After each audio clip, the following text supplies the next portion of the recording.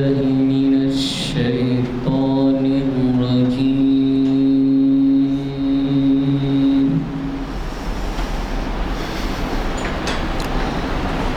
بسم الله الرحمن الرحيم.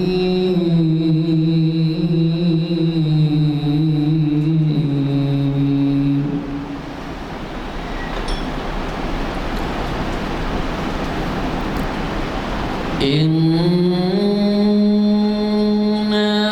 فتحنا لك فتحا مبينا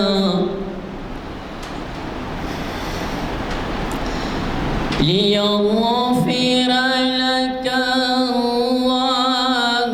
ما تقدم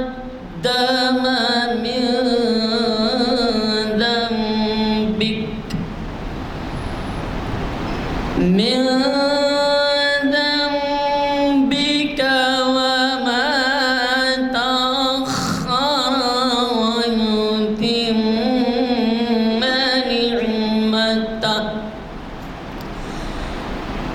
ويتم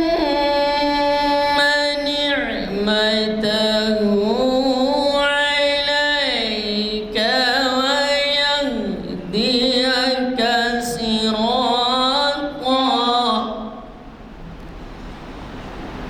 ويهديك صراطا مستقيما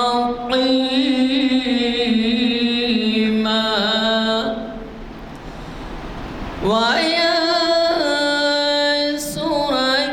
الله نصرا عزيزا.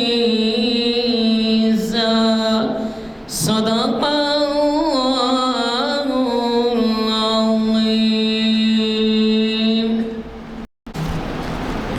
آج 17 شوال 1444 ہجری موافق 8 مئی 2023 دن پیر بعد نماز عصر جامع مسجد عالیہ کانفرنس ہال میں منعقد کیا جا رہا ہے۔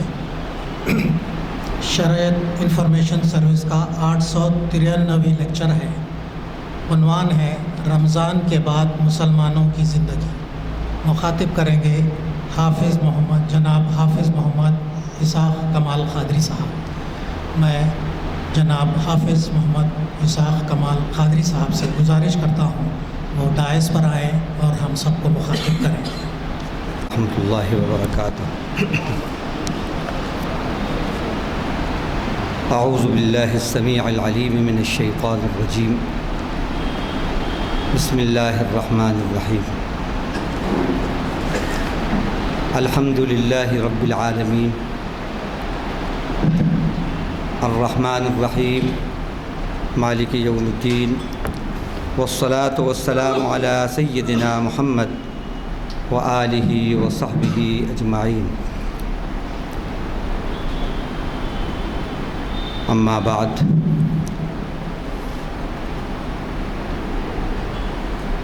قال اللہ جل وعلا يريد الله بكم اليسر ولا يريد بكم العسر ولتكملوا العدة ولتكبروا الله على ما هداكم ولعلكم تشكرون۔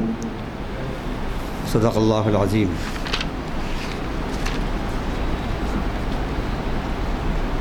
وقال النبي صلى الله عليه وسلم من صام رمضان وعرف حدوده وتحفظ مما كان ينبغي أن يتحفظ منه كفر ما قبله۔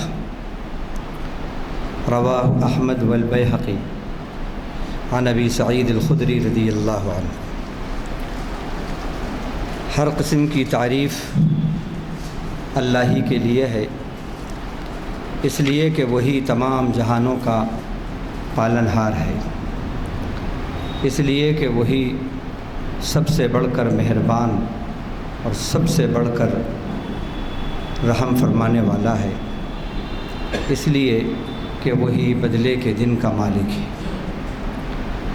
ایسی شان والے پروردگار کے اس کی شایع نشان درود و سلام ہوں اس کے آخری نبی اور رسول، سارے جہانوں کے لیے رحمت بن کر، ہدایت بن کر، انقلاب بن کر تشریف لانے والے حضرت محمد مصطفیٰ صلی اللہ علیہ وسلم پر، آپ پر، آپ کی ازواج پر، آپ کی اولاد پر، آپ کے صحابہ پر، آپ کی صحابیات پر، اور آپ کے ان تمام امتیوں پر جو آپ کے بتائے ہوئے راستے پر چل رہے ہیں اور قیامت تک چلتے رہیں گے۔ حمد و صلات کے بعد آج شریعت انفارمیشن سروس کی 893ویں لیکچر ہے، جس کا عنوان ابھی آپ نے سنا، رمضان کے بعد مسلمان کی زندگی۔ تاریخ 8 مئی 2023 مطابق 17 شوال 1444 ہجری بروز پیر، بوقت درمیان عصر مغرب، بمقام کانفرنس ہال مسجد عالیہ گن فاؤنڈری حیدرآباد تلنگانہ۔ اسلام کے اعمال اور اسلام والے اعمال، رمضان کے بعد کی جو مسلمان کی زندگی ہے وہ کیسی ہونا چاہیے؟ قرآن و حدیث کی روشنی میں اور جو رمضان کی اور روزے کی روح ہے اس کی روشنی میں ہم نے اس بات کو پیش کرنے کی کوشش کی ہے۔ دیکھیے، ایک ہیں اسلام کے اعمال، ایک ہوتے ہیں اسلام والے اعمال۔ دونوں اعمال کرنا ہر مسلمان پر لازم ہے۔ ہمارے اسلاف، صحابہ کرام، تابعین، تبع تابعین اور ان کے بعد جو بھی آئے، ان کی زندگیوں میں ہم دیکھتے ہیں کہ یہ دونوں اعمال تھے، اسلام کے اعمال بھی تھے، اسلام والے اعمال بھی تھے۔ اسی لیے ان کی زندگیوں میں انقلاب تھا۔ اب ذہن میں آ رہا ہوگا اسلام کے اعمال کیا ہیں، اسلام والے اعمال کیا ہیں؟ تو آپ کا تجسس اور آپ کی کیوریسٹی کو ختم کرتے ہوئے فوراً بتا دیتا ہوں، اسلام کے اعمال ہیں نماز، روزہ، زکوٰۃ، حج، یہ اسلام کے اعمال ہیں۔ اور اسلام والے اعمال وہ ہیں جو اسلام کے اعمال تقاضا کرتے ہیں، وہ اسلام والے اعمال ہیں۔ روزہ اسلام کا عمل ہے۔ اب اسلام والے عمل کیا ہیں؟ روزے کے جو ریکوائرمنٹس ہیں، روزہ جیسا کیریکٹر چاہتا ہے، روزے کا ریکوائرڈ کیریکٹر جو روزہ اعمال چاہتا ہے، جیسا کردار بنانا چاہتا ہے، وہ اعمال جو روزے کے مطلوب اعمال ہیں وہ اسلام والے اعمال ہیں۔ اسی طرح نماز، یہ اسلام کا عمل ہے۔ نماز کے جو تقاضے ہیں، نماز والے جو اعمال ہیں، صفات نماز والے جو اعمال ہیں وہ اسلام والے اعمال ہیں۔ زکوٰۃ اسلام کا عمل ہے۔ زکوٰۃ کی جو روح ہے، جو اس کے تقاضے ہیں، غریبوں کی مسیحائی اور مال کی لالچ اور محبت کا خاتمہ، مسکینوں اور یتیموں کی خبرگیری، یہ زکوٰۃ کی روح ہے۔ یہ زکوٰۃ والے اعمال یعنی اسلام والے اعمال ہیں۔ زکوٰۃ کا عمل کیا، پھر زکوٰۃ والا عمل یعنی اسلام والا عمل کیا، تو پھر وہ زکوٰۃ قبول ہے۔ اسی طرح اسلام کا عمل حج اسلام کا عمل ہے، اور حج کا مطلوبہ جو کردار ہے، حج جیسا کردار چاہتا ہے حج کے جو تقاضے ہیں وہ تقاضے پورا کرنا، وہ اعمال کرنا، یہ حج والے اعمال یعنی اسلام والے اعمال ہیں۔ تو دونوں لازمی اور ملزوم ہیں، لازم اور ملزوم ہیں، ضروری ہیں۔ اور یہ دونوں اعمال ہمارے صحابہ کی زندگیوں کے اندر جاری و ساری تھے۔ ہماری زندگیاں جو انقلابی نہیں بن رہی، آج کے مسلمان کے کیریکٹر کے اندر وہ انقلاب نہیں ہے، وہ تاثیر نہیں ہے، نہ اس کی زبان میں تاثیر، نہ اس کے عمل میں تاثیر، نہ اس کے عبادات میں تاثیر، نہ اس کے معاملات میں تاثیر۔ کبھی ہم نے اس پر غور کیا کہ اس کا سبب کیا ہے، وجہ کیا ہے؟ اسلام واٹ ہیپنڈ سے نہیں بلکہ وائی ہیپنڈ سے بات کرتا ہے، اور پالیٹکس جو ہے دنیا کی وہ واٹ ہیپنڈ سے بات کرتی، کیا ہوا، یہ ہوا، یہ ہوا، یہ ہوا، یہ ہوا۔ اسلام کہتا ہے واٹ ہیپنڈ سے بڑھ کر وائی ہیپنڈ پہ بات کرو، کیوں ہوا، سبب کیا ہے۔ تو یہ جو آج ہماری حالت ہے، 57 کنٹریز رکھنے کے باوجود ہمارا کوئی پولیٹیکل ویٹ نہیں ہے، سبب کیا ہے؟ اس کا سبب کیا ہے؟ اس کا سبب اور مین ریزن اگر ہے تو وہ ایک ہے کہ اسلام کے اعمال تو ہم کر رہے ہیں، اسلام والے اعمال نہیں کر رہے۔ ماشاءاللہ نمازیں بھی ہو رہی ہیں، روزے بھی ہیں، زکوٰۃ بھی ہے، حج بھی ہے، جیسا کہ ابھی ہم نے رمضان کے اندر ماشاءاللہ کیا۔ تو اسلام کے اعمال تو ہو رہے ہیں، لیکن جو اسلام والے اعمال ہیں وہ اسلام والے اعمال ہم سے دور ہیں، مفقود ہیں، دور ہیں ہم سے۔ اور دیکھیے، جب تک پازیٹو اور نگیٹو دو وائر دونوں ملے نہیں تو روشنی ہوتی نہیں۔ روشنی کے لیے پازیٹو اور نگیٹو دونوں وائرز کا ملنا ضروری ہے۔ یہ دونوں اگر الگ الگ رہیں گے، ایک ہی رہے گا تو آپ کا گھر روشن نہیں ہوگا، آپ کی دکان روشن نہیں ہوگی، آپ کی انڈسٹری روشن نہیں ہوگی، تاریک رہے گی۔ بالکل اسی طرح اسلام کے اعمال یہ پازیٹو وائر، اسلام والے اعمال یہ نگیٹو وائر، یہ دونوں وائر جب ملیں گے تو دل کی دنیا روشن ہوگی، اسلامی کردار کی دنیا روشن ہوگی، مسلمان کا کردار زندہ ہوگا۔ اور جو چیز زندہ ہوتی ہے وہی مؤثر ہوتی ہے، وہی ایفیکٹو ہوتی ہے، امپریسو ہوتی ہے۔ اور جو چیز مردہ ہوتی ہے وہ حجم و سائز کے اعتبار سے کتنی ہی بڑی ہو، بیکار ہے، بیکار ہے۔ زندگی ہے،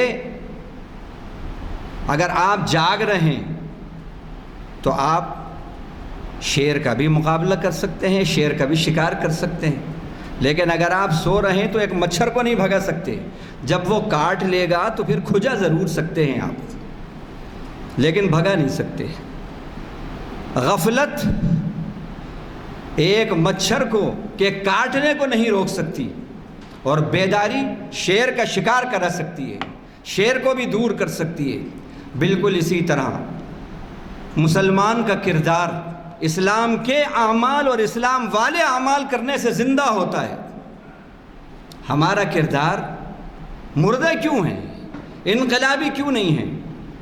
نماز کی دھوم ہے، روزے کی دھوم ہے، زکوٰۃ کی دھوم ہے، حج کی دھوم ہے، ماشاءاللہ ہر طرف 10 حج، 20 عمرے، اور بڑے فخر سے کہتے ہیں، لیکن حج والے جو اعمال ہیں یعنی اسلام والے اعمال ان کا فقدان ہے۔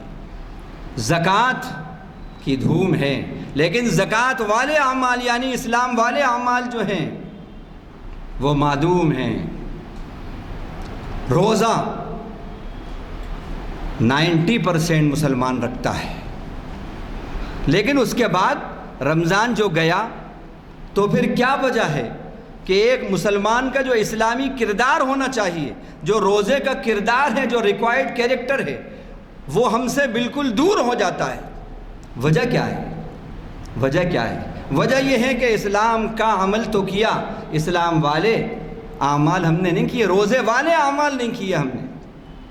اور یہ دار و مدار نیتوں پر بھی ہوتا ہے، نیتوں سے بھی بڑے فیصلے ہوتے ہیں، بڑی تاثیر ہوتی ہے نیتوں کی بھی عمل کے اندر۔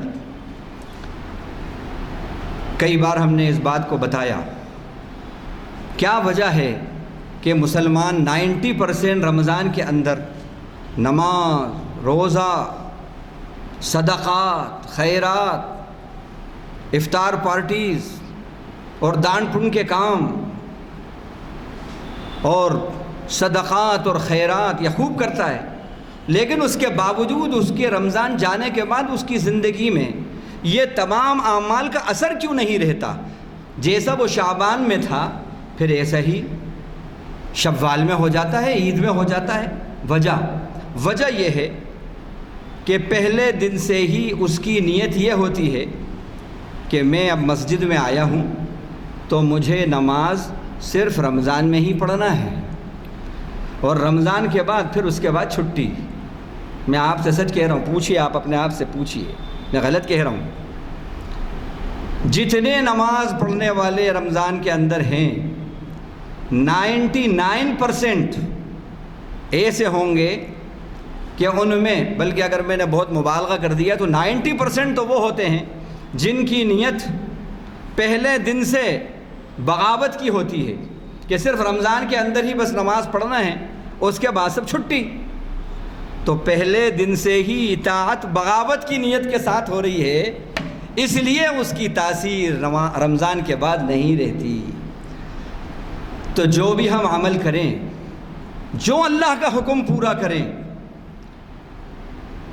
اس بات کا خیال رکھیں کہ نیت ہماری کیسی ہے، نیت کا جائزہ لیں، نیت کو درست کر کے پھر اللہ کا حکم مانیں، اطاعت کی نیت سے وہ حکم خدا کی تکمیل کریں، تو انشاءاللہ پھر وہ عمل انقلابی بنے گا، انقلابی بنے گا۔ اور اگر نیت ٹھیک نہیں ہے تو ایک کہاوت مشہور ہے، نیت ثابت تو منزل آسان، نیت میں خطرہ جھولی میں پتھرا۔ تو نیت درست، نیت کی درستی، جب نیت درست ہوگی تو کام بہتر ہوگا۔ اسی طرح اللہ کا جو حکم بھی ہم پورا کریں، اس بات کا بھی خیال رکھیں کہ دو باتیں ہمارے اندر ہوں، احترام اور اہتمام، احترام اور اہتمام۔ اللہ کے اس حکم کا احترام بھی ہو کہ یہ مالک کا حکم ہے، اس رب نے یہ دیا ہے مجھے حکم، جو ساری کائنات کا خالق اور مالک، جو میرا مالک ہے، مجھے کرنا ہے، یہ اس مالک کائنات کا حکم ہے۔ احترام ہو اور اہتمام بھی ہو کہ دنیا کے جتنے لوگوں کے حکم ہیں ان کے پورا کرنے سے بڑھ کر میں رب کے حکم کو پورا کروں گا۔ محترمہ کے حکم کو بڑے اہتمام سے پورا کرتے ہیں، اولاد کے حکم کو بڑے اہتمام سے پورا کرتے ہیں، پہلوان کے حکم کو بڑے اہتمام سے پورا کرتے ہیں، اپنے آفس کے بوس کو بڑے اہتمام سے اور احترام سے پورا کرتے ہیں، گردن نیچی کر کے اور مصنوعی اخلاق کا مظاہرہ کرتے ہوئے پورا کرتے ہیں۔ لیکن بڑے افسوس کی بات ہے، اللہ اور اس کے رسول کے حکم کو پورا کرنے میں نہ احترام ہوتا ہے نہ اہتمام ہوتا ہے۔ اسی لیے ہم کورے ہیں، کورے، ہماری زندگیوں میں اسلامی کردار نہیں ہے، انقلاب نہیں ہے، اور ہمارے اسلاف کی زندگیاں جو اسلامی کردار زندہ تھا ان کے یہاں، اس کی وجہ یہ تھی کہ وہ اسلام کے اعمال کے ساتھ ساتھ اسلام والے اعمال بھی کرتے تھے، اور دوسرا جب وہ عمل کرتے تھے تو ان کی عمل میں ان کے حکم، اللہ کے حکم کو پورا کرنے میں نیت بھی ان کی اخلاص والی ہوتی تھی، اور اس حکم کو پورا کرنے میں اللہ کے حکم کا احترام بھی ہوتا تھا اور اہتمام بھی ہوتا تھا، اہتمام بھی ہوتا تھا۔ اس وجہ سے اللہ نے ان کو مؤثر بنا دیا تھا زمانے پر، ان کا کردار مؤثر تھا۔ ہم نے چونکہ اسلام کے کام تو کر رہے ہیں اسلام والے کام نہیں کر رہے، اور ہماری نیتیں اللہ کے حکموں کو پورا کرنے کی پارٹلی، اوکیجنلی اور ٹریڈیشنلی ہیں، فلی نہیں ہیں، ان میں نہ اہتمام ہے نہ احترام ہے۔ اس لیے ہمارے اندر بات یہ رہی کہ ہم مؤثر نہیں ہیں، ہم متاثر ہو گئے ہیں۔ دیکھیے دو چیزیں ہیں، ایک مؤثر ہونا ہے، ایک متاثر ہونا ہے۔ بہت اہم بات بتا رہا ہوں، ایک مؤثر ہونا، ایک متاثر ہونا، ایک افیکٹڈ ہونا ہے، ایک افیکٹو ہونا ہے۔ ایک کیریکٹر ہے افیکٹڈ کیریکٹر، ان سے متاثر ہو گئے، ان سے متاثر ہو گئے، ان سے متاثر ہو گئے۔ آج ہم کوئی پروفیسر آ گیا، کوئی سائنسداں آ گیا، کوئی فلاں، کسی نے یہ سائنس، یہ ٹیکنالوجی، یہ فلاں، یہ دنیا کا بڑا آدمی، یہ انجینئر، یہ ڈاکٹر، یہ سائنسداں، یہ پروفیسر صاحب، یہ ملینائر صاحب، یہ بلینائر صاحب، یہ ٹریلر صاحب۔ متاثر ہو جاتے ہیں، ہم متاثر ہو جاتے ہیں، مؤثر نہیں ہوتے ہم۔ ہمارے اسلاف کا کردار مؤثر تھا، ہمارا کردار متاثر ہے۔ ہم اثر قبول کرنے والے ہیں، افیکٹڈ کیریکٹر رکھتے ہیں ہم۔ ہمارے اسلاف افیکٹو کیریکٹر کے مالک تھے۔ اور ایک بات اور بہت اہم بتا دوں، متاثر کون ہوتا ہے؟ کون سا جسم متاثر ہوتا ہے؟ جو کمزور ہوتا ہے۔ جو کمزور ہوتا ہے وہ متاثر ہوتا ہے، جو طاقتور ہوتا ہے وہ مؤثر ہوتا ہے، اثر ڈالتا ہے۔ ہمارے اسلاف کا کردار اسلام کے اعمال اور اسلام والے اعمال کرنے کی وجہ سے مؤثر تھا، اثر ڈالنے والا تھا، بڑا طاقتور تھا، اس لیے وہ مؤثر کردار تھا، امپریسو کردار تھا، افیکٹو کردار تھا۔ اور ہم اسلام والے اعمال نکل گئے، ہمارے نیتوں کے اندر، ہماری نیتوں کے اندر بھی اخلاص نہیں، ہمارے اللہ کے حکموں کو ماننے میں نہ اہتمام ہے نہ احترام ہے۔ اس کی وجہ سے نتیجہ کیا ہوا کہ ہمارا اسلام اور ہمارا کردار، ہمارا اسلام تو متاثر نہیں ہوتا، وہ تو مؤثر ہی ہے، یہ ہم ہیں، ہمارا کردار متاثر ہو گیا، اس سے اثر قبول کر رہے ہیں، اس سے اثر قبول کر رہے ہیں، اس سے اثر قبول کر رہے ہیں۔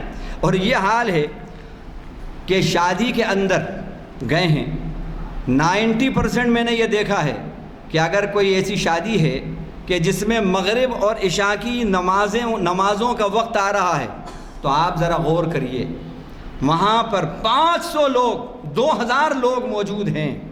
ان 2000 میں جائزہ لیجئے کہ کتنے لوگوں نے اللہ کے حکم کو، رسول کی آنکھوں کی ٹھنڈک کو پورا کیا۔ بڑی آسانی سے مغرب عشاء اللہ کے حکم آئے اور چلے گئے۔ جتنے لوگ ہوتے ہیں ایسی تقریبات کے اندر، یہ نہیں کہہ رہا کہ سب کے سب ہوں گے، لیکن میجر پارٹ، میجرٹی ان لوگوں کی بڑی آسانی کے ساتھ اللہ کا حکم کو توڑنے والی اور چھوڑنے والی ہوتی نہیں ہے۔ ایسا میں غلط کہہ رہا ہوں، میں غلط کہہ رہا ہوں؟ جائزہ لیجئے، جائزہ لیجئے۔ کیوں؟ اگر ہم یہاں سے گئے تو لوگ کہیں گے بڑے نمازی آدمی ہیں، بڑے ملا بن رہے ہیں، شیطان یہ پٹی پڑھاتا ہے۔ ہم متاثر ہو جاتے ہیں، تقریبات سے متاثر ہو جاتے ہیں، چند کوڑیوں والوں سے متاثر ہو جاتے ہیں، عہدے والوں سے متاثر ہو جاتے ہیں، اور مال و دولت والوں سے متاثر ہو جاتے ہیں، ڈگریوں والوں سے متاثر ہو جاتے ہیں، عہدے اور کرسی والوں سے، حکومت والوں سے متاثر ہو جاتے ہیں۔ ہمارے اسلاف کسی سے متاثر نہیں ہوتے تھے، صرف متاثر ہوتے تھے تو رب ذوالجلال کے حکم سے متاثر ہوتے تھے، اللہ اور اس کے رسول کے حکم کے آگے متاثر ہوتے تھے بس، اور باقی سب پہ مؤثر تھے، اثر ڈالنے والے تھے۔ تو اب روزے کا کردار کیا ہے، اسلام والے اعمال کیا ہیں، وہ میں احادیث اور قرآن کی روشنی کے اندر وہ باتیں پیش کرتا ہوں۔ اللہ تعالیٰ نے روزے کی جو روح بتائی ہے، لعلکم تتقون، میں زیادہ تفصیل میں نہیں جاؤں گا، خالی ہنٹس دوں گا کیونکہ یہ آپ سب سنتے رہتے ہیں۔ جو انٹولڈ سٹوری ہے اس کے کہنے کی، بتانے کی کوشش کروں گا۔ روح جو روزے کی ہے وہ کیا بتایا؟ لعلکم تتقون، تاکہ تمہارے اندر اللہ کا ڈر، خوف وہ پیدا ہو۔ کسے کہتے ہیں؟ یہ تقویٰ۔ تقویٰ کیا ہے؟ اللہ کی ناراضگی کے کاموں سے بچنا اور اللہ کی فرما برداری کے کام کرنا، اللہ کے حکموں سے پہ چلنا، اللہ نے جن چیزوں سے روکا ہے ان سے بچنا، یہ ہے تقویٰ۔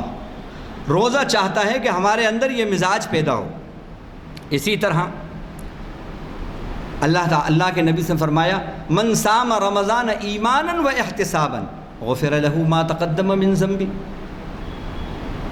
اب اسلام والے اعمال کیا ہیں، رمضان والے اعمال، روزے والے اعمال کیا ہیں وہ بتا رہا ہوں۔ فرمایا جس نے روزہ ایمان اور احتساب کی صفات کے ساتھ رکھا تو اس کے گناہ پچھلے جو ہیں وہ معاف کر دیے جائیں گے، بخش دیے جائیں گے۔ ایمان کیا ہے؟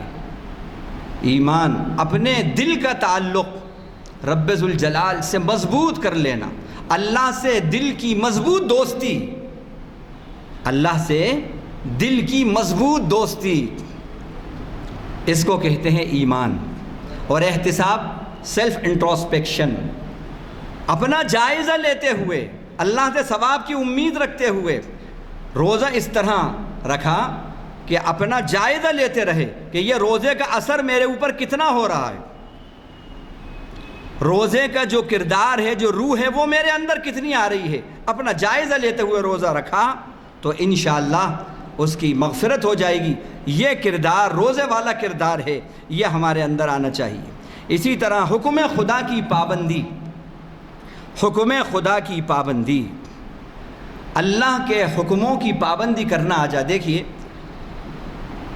روزے کے اندر کھانا نہیں کھاتے، پانی نہیں پیتے، ہاں صاحب، اور جو چیزیں روزے کے باہر ہم کھاتے پیتے ہیں بہت سی، سب روزے کے اندر چھوڑ دیتے ہیں، یعنی ایک طرح سے سب حرام ہو جاتی ہیں۔ حلال چیزیں ہیں، کھانا حلال، پانی حلال، چائے حلال، مشروبات جو ہم پیتے ہیں وہ حلال، لیکن روزے کے اندر ہم یہ سب اپنے آپ پہ حرام کر لیتے ہیں، حرام ہو جاتے ہیں۔ یہ کیا مطلب ہے؟ کیا مطلب ہے؟ ہمیں یہ سکھایا جا رہا ہے کہ دیکھو تم حکم خدا کی پابندی کرنے والے بن جاؤ۔ کیوں کھانا نہیں کھا رہے؟ کیوں پانی نہیں پی رہے؟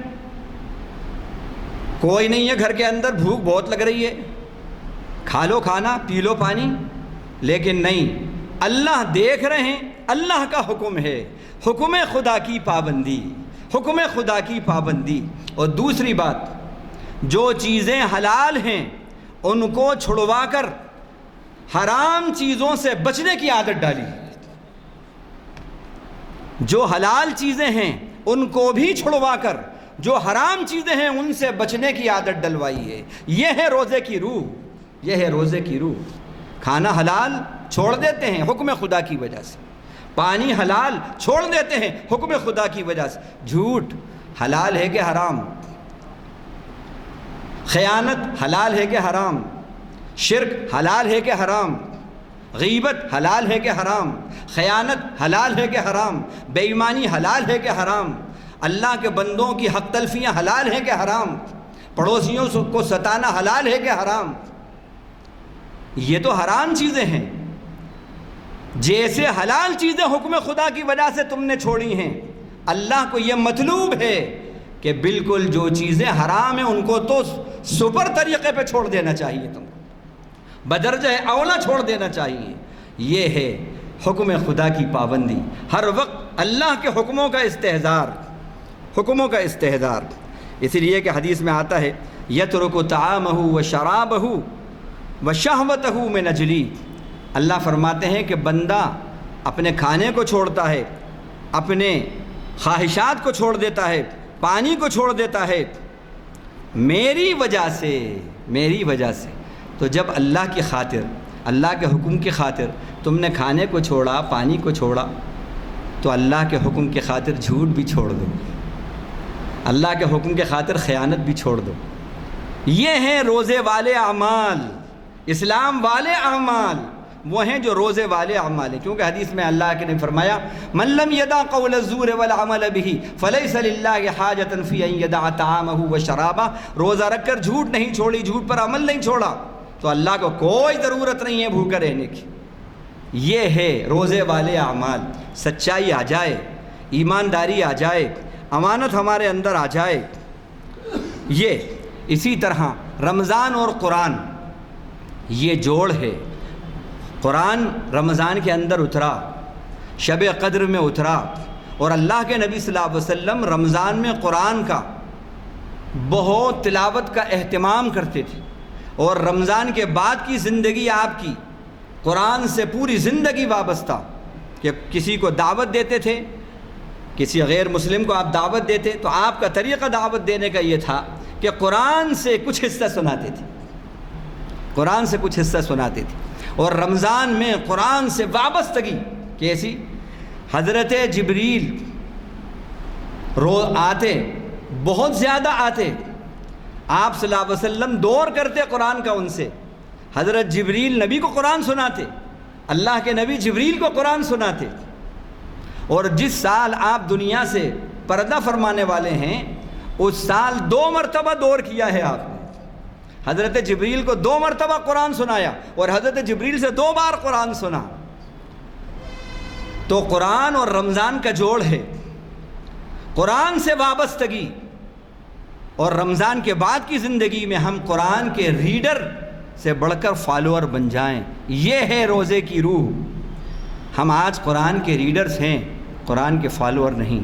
ہمارے اسلاف قرآن کے ریڈر سے بڑھ کر فالوور تھے، اس لیے وہ مؤثر تھے اور ہم متاثر ہیں، اس لیے وہ انقلابی تھے، ان کا کردار انقلابی تھا۔ اسی طرح یہ روزہ، ایسا روزہ ہم رکھیں کہ یہ روزہ فتنوں کا کفارہ بن جائے، فتنوں کا کفارہ، کیونکہ اللہ کے نبی نے فرمایا کہ قیامت کے قریب بہت فتنے پیدا ہوں گے، مالوں میں فتنے، اولاد میں فتنے، اور ایسے چھائیں گے فتنے جیسے آسمان کے اوپر سیاہی چھاتی ہے، رات کا اندھیرا چھاتا ہے۔ یہ پیشن گوئی ہے اللہ کے نبی کی۔ تو پوچھا اللہ کے نبی ان فتنوں سے نکلنے کا راستہ کیا ہے؟ آپ نے فرمایا فتنۃ الاہل والمال والولد تکفرها الصلاۃ والصیام والصدقۃ والامر بالمعروف والنہی عن المنکر۔ اگر چاہتے ہو کہ فتنوں سے زندگی دور ہو اور فتنے ختم ہوں تو فرمایا نماز کی پابندی کرو، اور روزہ فتنوں سے نجات دے گا، اور صدقہ خیرات فتنوں سے نجات دیتی ہے، اور بھلائی کا حکم کرو، برائی سے روکو، یعنی داعی اللہ بن جاؤ، اسلام کا پرچار کرو، توحید کا پرچار کرو، لوگوں کو توحید کی طرف بلاؤ، شرک سے بچو، لوگوں کو شرک سے بچاؤ، خود بھی شرک سے بچو۔ یہ اعمال کرو گے تو ان اعمال سے اللہ تم سے فتنے دور کریں گے۔ تو ایسا روزہ ہم رکھیں کہ رمضان کے بعد کی زندگی فتنوں سے دور زندگی ہو، اور وہ زندگی کون سی ہوگی؟ وہ زندگی ہوگی جس میں نماز، امر بالمعروف، بھلائی کا حکم کرنا، برائی سے روکنا، غریبوں کی مسیحائی، یہ ہماری زندگی کا شعار پورے 11 مہینے بھی بن جائے۔ جیسا رمضان کے اندر جو ہم عبادت کرتے ہیں، بالکل یہ جو وقتی عبادت ہے یہ فارملٹی والی عبادت ہے، اس میں ریئلٹی پیدا ہو جائے۔ یہ جو ہمارا روزہ ٹریڈیشن والا ہے اس میں ریئلائزیشن آ جائے۔ دیکھیے جو بھی عمل ٹریڈیشن والا ہوتا ہے تو وہ مؤثر نہیں ہوتا، انقلابی نہیں ہوتا، اور جس عمل میں سنسیئرٹی ہوگی، ریئلائزیشن ہوگا، اللہ کی معرفت ہوگی، وہ عمل انقلابی ہوگا۔ ایک فارملٹی ہے بس پوری کر لی۔ بھائی ہمارے گھر میں سب روزہ رکھتے تھے، ابا بھی رکھتے تھے، چچا بھی رکھتے تھے، دادا دادی بھی رکھتے تھے، 90 سال کے نانا نانی رکھتے تھے، دادا دادی رکھتے تھے، بڑے فخر سے کہتے ہیں۔ اب ایک روایت ہے، اس روایت کو ہم بھی روزہ رکھ رہے ہیں، تو روزہ رکھنا روایت پسندی نہیں، حقیقت پسندی بنائیے۔ نماز کو روایت پسندی کی طرح مت پڑھیے، حقیقت کی طرح پڑھیے، حقیقت بنائیے۔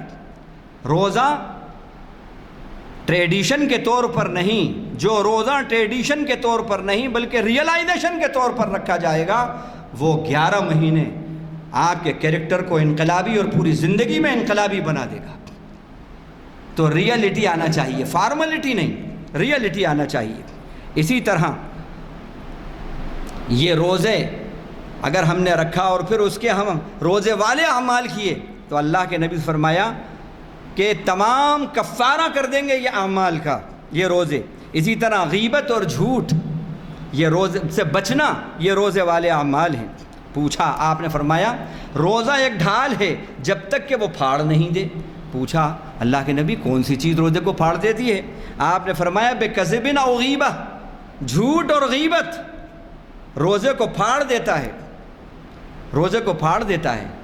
تو یہ اگر آپ رمضان کے بعد کی زندگی میں یہ رمضان روزے والے اعمال کر رہے ہیں، یعنی اسلام والے اعمال کر رہے ہیں، جھوٹ سے بچ رہے ہیں، غیبت سے بچ رہے ہیں، صداقت سچائی آپ کے اندر ہے، اللہ کے حکموں پہ جیسے رمضان کے اندر پابندی کری ایسے رمضان کے بعد کی زندگی میں پابندی کری، تو انشاءاللہ ثم انشاءاللہ اس کا نتیجہ یہ ہوگا کہ آپ کا کردار بھی مؤثر اور آپ کی زندگی بھی مؤثر بنے گی۔ اور اگر یہ روزے والے اعمال، اسلام والے اعمال نہیں ہوئے تو پھر آپ ہر چیز سے متاثر ہوتے رہیں گے، باطل سے متاثر ہوتے رہیں گے۔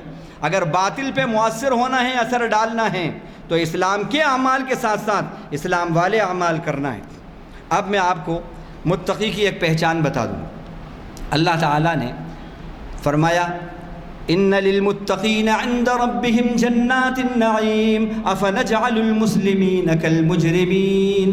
سورہ قلم رکوع نمبر 2 پارہ 29 میں اللہ فرما رہے ہیں بے شک متقیوں کے لیے ان کے رب کے پاس نعمتوں والے باغات ہیں، جنتیں ہیں۔ اور پھر آگے کیا فرمایا؟ افنجعل المسلمین کالمجرمین، کیا ہم مسلمانوں کو مجرموں کی طرح بنا دیں گے؟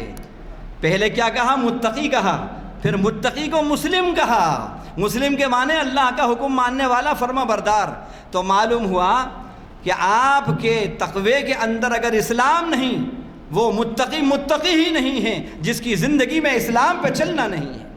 حقیقت میں متقی وہ ہے کہ جو مسلم ہو، اللہ کا حکموں کا فرما بردار ہو۔ اسی طرح فرمایا کہ متقی کو ایک جگہ محسن کہا، احسان والا۔ ان للمتقین، فرمایا ان للمتقین فی ظلال وعیون وفواکہ مما یشتہون کلوا واشربوا ہنیئا بما کنتم تعملون انا کذالک نجزی المحسنین۔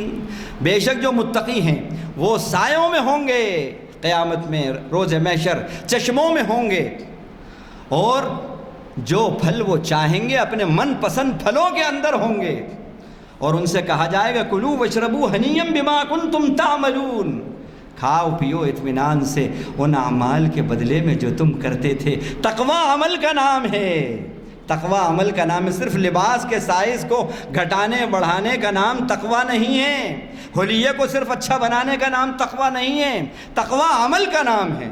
آپ کا عمل بہتر ہونا چاہیے۔ اور اس کے بعد کیا فرمایا؟ کذالک نجزی المحسنین، ہم اسی طرح محسنین کو، نیکوکاروں کو بدلہ دیا کرتے ہیں۔ متقی کو محسن کہا۔ اگر آپ کی زندگی رمضان کے بعد کی زندگی میں احسان کی صفت نہیں آئی، اسلام کی صفت نہیں آئی، اللہ کی فرما برداری کی، تو گویا کہ آپ کو وہ روح روزہ حاصل ہی نہیں ہوا، روح روزہ حاصل نہیں ہوا۔ اب یہاں سے میں بات کو سمیٹ رہا ہوں کیونکہ وقت قریب ہے۔ اب تقوی، صبر، احسان، یہ 3 باتیں جو ہیں یہ پورے کا پورا نچوڑ ہے روزے والے اعمال کا۔ اب اس پر کیا ہوتا ہے میں وہ آپ کو بشارت دے دیتا ہوں، قرآن کی زبان میں سن لیجئے، کیونکہ ہمیں معلوم ہو کہ یہ عمل کا یہ فائدہ ہے تو بڑا دل چاہتا ہے اس کو کرنے کو۔ اگر اس کی ویلیو معلوم ہو جائے کہ اس میں کیا ہے، کیا ملنے والا ہے، تو آدمی کا دل لگتا ہے اس کو کرنے میں۔ جیسے نبی صلی اللہ علیہ وسلم فرمایا کہ اگر لوگوں کو 2 رکعت فجر کی نماز کی اہمیت معلوم ہو جائے کہ اس کے اندر کیا اللہ عطا فرماتے ہیں، کیا نعمتیں، کیا برکتیں ملتی ہیں، کیا انعام ہوتا ہے، تو لوگ اگر ان کو پیدل چل کر نہیں آ پائیں بیماری کی وجہ سے، تو سرینوں کے بل آئیں گھسٹ کے وہ پڑھنے کے لیے مسجدوں کو آئیں وہ۔ کیا ہے تو کسی چیز کی ویلیو معلوم ہو جاتی ہے، تو اس کی امپورٹنس آ جاتی ہے۔ اب سنیے یہ تقویٰ کیا ہے؟ تقویٰ کیا ہے؟ تقویٰ وہ ہے کہ جو اللہ کو آپ کے ساتھ کر دیتا ہے اور آپ کو اللہ کے ساتھ کر دیتا ہے۔ ان اللہ مع الذین اتقوا والذین هم محسنون، بے شک اللہ جو متقی ہیں، یعنی اللہ نے جن باتوں سے منع کیا ہے، پورے 11 مہینے پوری زندگی ہم بچیں گے ان سے، اور جن کاموں کے کرنے کا حکم دیا ہے ان کو کریں گے، یہی ہے روزے کی روح، یہی ہے روزے والے اعمال۔ جو اپنے اندر یہ مزاج پیدا کر لیں گے تو کیا ہوگا؟ کائنات کا رب ان کے ساتھ ہو جائے گا۔ یہ معمولی بات ہے۔ اگر چھوٹے سے کارپوریٹر صاحب آپ کے ساتھ ہو جائیں، چھوٹے سے منسٹر صاحب ساتھ ہو جائیں، او ہو تو آپ کتنا آپ کو یقین ہوتا ہے میرا کام تو بننا ہی بننا ہے، فلاں نے کہہ دیا بننا ہی بننا ہے۔ ارے ساری کائنات کا مالک اور خالق وہ تمہارے ساتھ ہو اس تقوی کی برکت سے تو کیا نہیں ہوگا تمہارا؟ تو اللہ ملتے ہیں، اللہ۔ دوسرا صبر، یہ بھی احسان، یہ بھی وہ نعمت ہے۔ نیکیاں کرنا، ہم سے کوئی بھی برائی نہیں نکلے گی، ہمارا وجود نیکیوں والا وجود ہوگا۔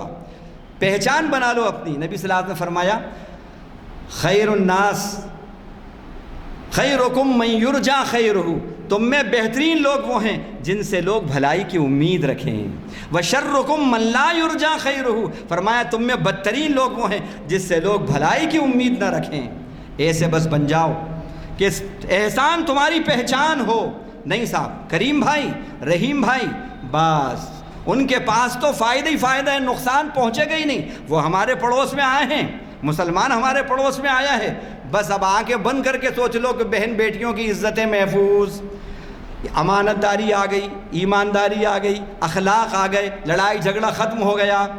یہ احسان کی صفت جس کے اندر ہوگی، والذین ان اللہ مع الذین اتقوا والذین هم محسنون، اللہ متقیوں کے ساتھ بھی ہیں اور جو احسان کرنے والے ہیں اللہ ان کے ساتھ ہوتے ہیں۔ اسی طرح ایک جگہ فرمایا کہ اب اللہ کی محبوبیت چاہتے ہو کہ اللہ کے محبوب بن جائیں، اللہ اپنا محبوب بنا لے، ہاں اللہ تم سے دوستی کرنے لگے، اللہ تمہیں اپنا دوست بنا لے؟ نہیں، ہمیں اس کی تو فکر ہوتی ہے کہ محلے کا جو کارپوریٹر ہے وہ ہمارا دوست ہو جائے، وہ فلاں وزیر صاحب ہمارے دوست ہو جائیں۔ ارے سی ایم صاحب، سبحان اللہ، کوشش یہ ہوتی ہے کہ کسی طرح ریلیشن شپ قائم ہو جائے، ہوتی ہے نہیں ہوتی؟ کوشش رہتی ہے ہماری کہ عہدے والا، کرسی والے سے ہمارے ذرا تعلقات قائم ہو جائیں تو بہت سے فائدے ہوں گے، ہوتا ہے نہیں؟ ارے جو ساری کائنات کا مالک اور خالق، زمین آسمان کا مالک اور خالق، اس سے دوستی کرنے کے اندر انٹرسٹڈ کیوں نہیں ہو؟ اللہ کہتے ہیں کہ میں عمل وہ بتاؤں کہ اگر تم نے اپنی زندگی میں وہ عمل پیدا کر لیا تو اللہ کہ تم محبوب بن جاؤ گے، اللہ تم سے دوستی کریں گے۔ وہ کیا ہے؟ فرمایا واللہ یحب الصابرین، جو حق پر جمنے والے ہوتے ہیں، حالات کیسے ہی آئیں رب کے حکموں پہ چلتے رہیں گے، ایسے لوگوں سے اللہ محبت کرتے ہیں، وہ اللہ کے محبوب بن جاتے ہیں۔ پھر فرمایا واللہ یحب المحسنین، جن کے اندر احسان کی صفت ہوتی ہے اللہ ان سے محبت کرتے ہیں، وہ اللہ کے محبوب ہو جاتے ہیں۔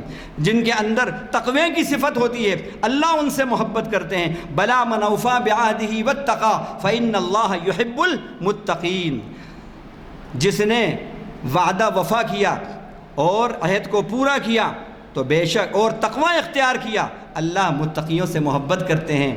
نہیں چاہتے کہ اللہ محبت کریں، نہیں چاہتے کہ اللہ ساتھ ہو تمہارے، اگر ہے تو صبر، تقوی، احسان، اپنے اندر یہ صفات پیدا کرو، اللہ کے محبوب بن جاؤ اور اللہ تمہارا کو اپنے ساتھ لے لو۔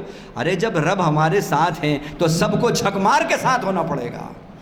جب ہم اللہ کے محبوب بن جائیں گے تو عبداللہ کو ہم سے محبت کرنا ہی پڑے گی، ماننا پڑے گی ہماری بات۔ اللہ کرے کہ ہم اللہ کی دوستی میں انٹرسٹڈ ہو جائیں، جیسے ہم دنیا والوں کی، عہدے والوں کی، کرسی والوں کی دوستی میں، ان سے دوستی بنانے کے اندر انٹرسٹڈ ہوتے ہیں۔ اللہ کرے کہ ہم اللہ سے دوستی کرنے میں اتنے وہ ہو جائیں۔ اور جنت کی وراثت تقوی سے حاصل ہوتی ہے۔ تلک الجنت التی نورث من عبادنا من کان تقیا، یہ جو کردار ہے ڈر والا، گناہوں سے بچنا، نیکیاں کرنا، یہ ایسا کردار ہے کہ یہ فرمایا کہ یہ جنت کے وارث ہم ہمارے انہی بندوں کو بنائیں گے جو متقی ہوں گے۔ خوب سمجھ لیجئے، روزے والا عمل یہ ہے کہ اللہ نے جن باتوں سے روکا ہے پوری زندگی ان سے رکنا ہے، اور جن باتوں کو حکم دیا ہے ان کو کرنا ہے، ان کو کرنا ہے۔ بس یہ بہرحال چند باتیں تھیں، اور آخری میں یہ بات کہ جو آیت ہم نے پڑھی تھی کہ یرید اللہ بکم اليسر ولا یرید بکم العسر ولتکملوا العدۃ ولتکبروا اللہ علی ما ھداکم ولعلکم تشکرون۔ فرمایا اللہ تم سے آسانی چاہتا ہے، دشواری نہیں چاہتا، اور اللہ یہ چاہتا ہے کہ تم یہ روزوں کی تعداد کو مکمل کرنے کے بعد اللہ کی بڑائی بیان کرو۔ کس بات پر؟ علی ما ھداکم، اس ہدایت پر جو اللہ نے تم کو روزہ رکھنے کی توفیق دی۔ یہ تمہارا کوئی کمال نہیں تھا کہ تم نے روزے رکھے، تم نے نمازیں پڑھی، تم نے صدقہ خیرات کرے، یہ تو رب کا شکر اور کرم ہے، اس نے تم کو توفیق دی، اس توفیق پر اللہ کی بڑائی بیان کرو۔ اسی لیے جب نکلتے ہیں نماز عید کے لیے تو حکم کیا ہے؟